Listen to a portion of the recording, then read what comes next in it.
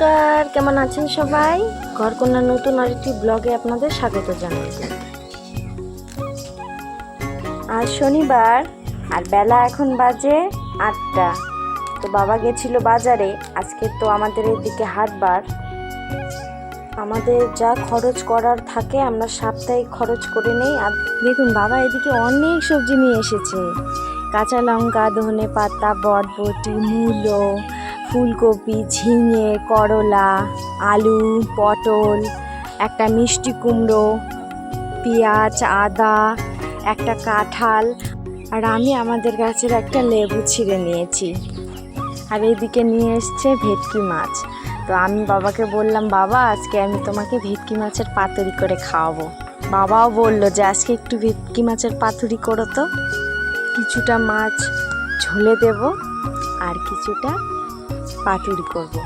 আজকে আমি আর একটা নতুন রান্না করব, আমি কখনো এই রান্নাটি করিনি।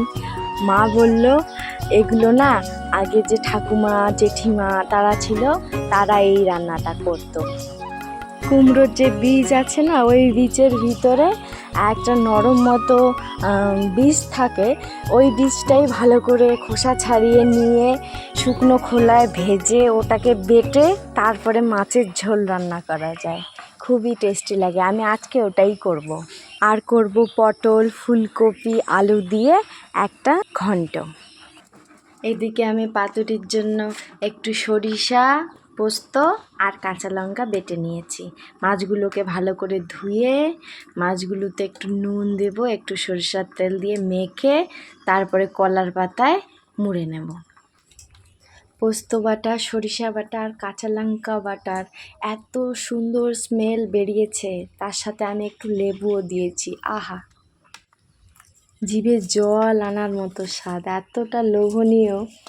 আর যখন কলার পাতা এগুলোকে মুড়ে একটু ভেজে নিয়েছি, কলার পাতার এত সুন্দর স্মেল এতে ধরেছে, অতুলনীয়।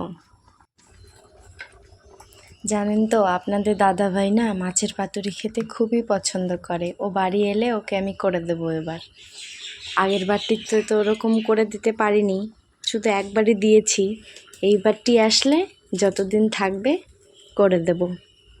আমাদের গাছের কলার পাতা কেটে ধুয়ে তাকে একটু সেঁকে নিয়েছি গ্যাসের মধ্যে, যাতে যখন আমি কলার পাতাগুলোকে মুড়বো ওরা যেন ফেটে না যায় বা ছিঁড়ে না যায়। কখনো কখনো এরকম হয় কলার পাতাটা ছিঁড়ে যায়, তার ফলে কি হয় বলুন তো, ভিতরের মশলাটা বাইরে বেরিয়ে আসে। সেজন্য একটু সেঁকে নিলে মশলাটা আর বেরোবে না। আর দেখুন এদিকে আমি টুকটুক করে সব কিছুই করে নিয়েছি, সুতো দিয়ে বেঁধেও নিয়েছি। এখন ওইগুলোকে ভাজবো।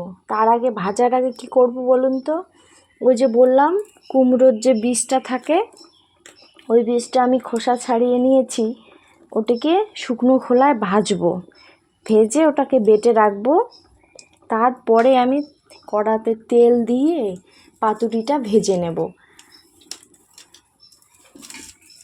এগুলো করছি আর আপনাদের দাদা ভাইয়ের কথা আমার খুব মনে পড়ছে, কারণ ও খুবই পছন্দ করে।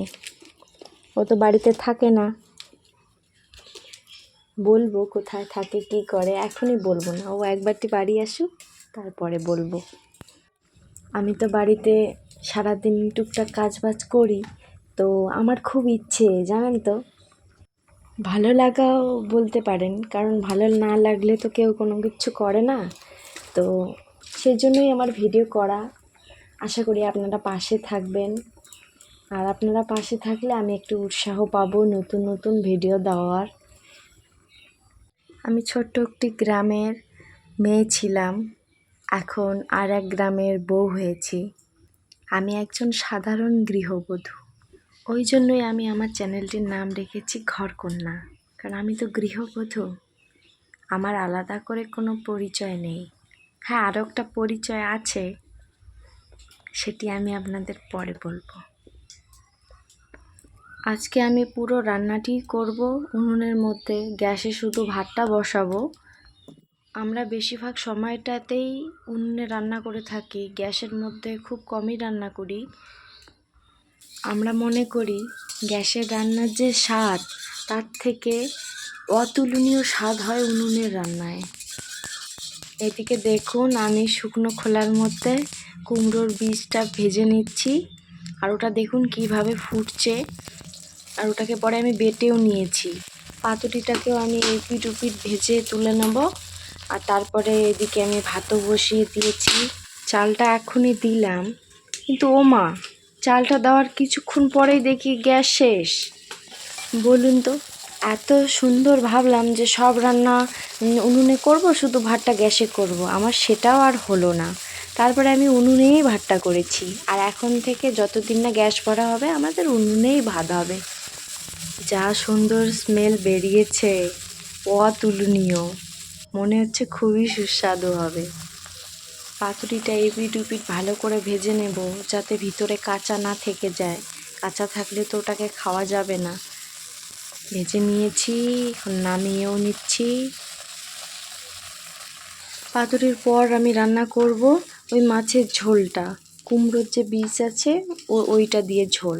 তার জন্য আমি আগে থেকে মশলা বেটে নিয়েছি, লঙ্কা বাটা, আদা বাটা, জিরে বাটা, ব্যাস এতটুকুই।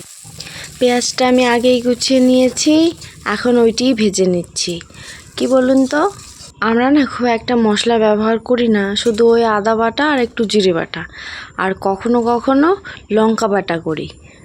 পেঁয়াজটা ভেজে নেওয়ার পর আমি এতে দিয়েছি পরিমাণ মতো আদা বাটা, জিরে বাটা। যখন ওগুলো ভাজা হয়ে গেছে তারপরে দিয়েছি কুমড়োর বীজটা, ওটা বেটে রেখেছিলাম, ওটা দিয়ে একেবারে জল দিয়ে দিয়েছি। এখন এটা ফুটবে, ফোটার পরে একেবারে মাছ দিয়ে দেবো। তারপরে এতে আর বেশি কিছু দেবো না, শুধু নামানোর আগে সামান্য পরিমাণ ধনেপাতা দিয়ে নামিয়ে নেব। এখন তো শীত নয়, এখন হচ্ছে বর্ষা, তারপরেও টাটকা টাটকা ধনেপাতা পাওয়া যায়। ধনেপাতা আমার খুবই প্রিয়। এত ভালো সুগন্ধ এর, সবজিতে এক বাটি দিলে আর কোনো মশলা দেওয়ার প্রয়োজন পড়ে না। দেখুন এত সুন্দর এসছে কালারটি। আমি কখনো এই রান্নাটি করিনি, আজকেই প্রথম। দেখে মনে হচ্ছে ভালোই হবে, খারাপ হবে না। জানেন তো, আমাদের বাড়ির এখানটায় না প্রতিদিন একটা কোকিল আসে। সারা দিনটি কিন্তু ওর দেখা পাওয়া যায় না, সকাল আর বিকাল ছাড়া। আর প্রত্যেক দিন নিয়ম করে সকালেও আসবে, বিকেলেও আসবে। আর আমি যখন ওকে ভ্যাঙ্গাবো তারপরে গিয়ে হয়তো ও উড়ে যায়। এদিকে আমি পটলের সবজির জন্য পটলটা ভেজে নিচ্ছি, এরপরে ভাজবো ফুলকপি আর আলু। শীত নয়, বর্ষা, কিন্তু এখনও ফুলকপিগুলো যে বাবা নিয়ে এসছে না, খেতে কিন্তু মন্দ লাগেনি, ভালোই লেগেছে। ওই যে দেখুন, ও আবার এসছে, দেখুন, শুনতে পাচ্ছেন? ওই যে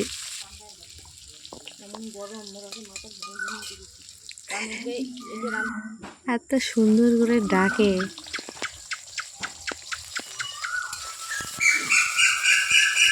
ওই যে আরো যেন কি একটা পাখি এসছে। যাকগে, ওরা ডাকতে থাকুক। আমি ফুলকপিটা ভেজে নিয়েছি, ফুলকপি আর আলু, তারপরে পেঁয়াজ আগে থেকেই কুচিয়ে রেখেছি।